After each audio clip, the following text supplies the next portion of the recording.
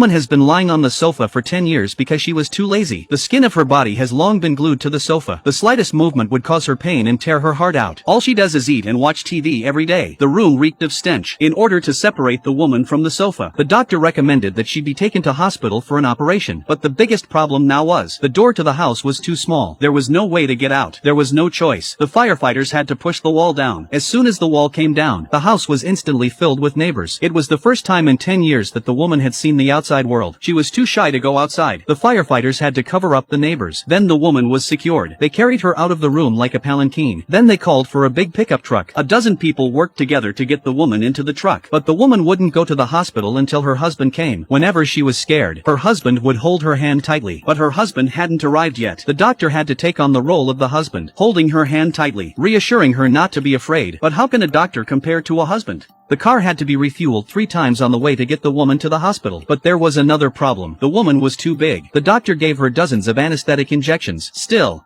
nothing worked. They had no choice. They had to peel her skin off the sofa bit by bit. With each layer of skin removed, the woman was in pain. To prevent the woman from passing out from the pain, the doctor had to distract her, talk to her about her family life. It turned out that the woman was very slim before. She was only 300 pounds at the time. People say that fat girls have the best life. Not only did she have a husband who loved her, she also had a lovely daughter. Her husband took good care of her. She was never allowed to do housework. A life of hand-me-downs and mouths to feed and clothe. She developed procrastination, so she eats, drinks, sleeps on the sofa. Yet her husband still loved her so much. And that's when the woman's husband finally arrives. He wanted to take his wife away. He didn't think she was sick. She had just put on a little weight. The doctor wanted to beat him up. He raged against his husband's perverse love. The woman is in this state because of him, and the husband doesn't think he's at fault. To love her is to take care of everything for her. The man's behavior. The doctor was speechless. When she found out that her husband was coming, the woman was happy, but she was dying. She had developed fasciitis due to a skin infection. Her heart was already beating very weakly, but she didn't want to see her husband. She didn't want him to see her without makeup. Then she fainted. The doctor wanted to give her an electric shock, but the attending doctor turned off the pacemaker. Because the woman had signed an agreement before the operation, she had wasted most of her life. She wanted to die with dignity. In the end, the doctors respected the woman's choice.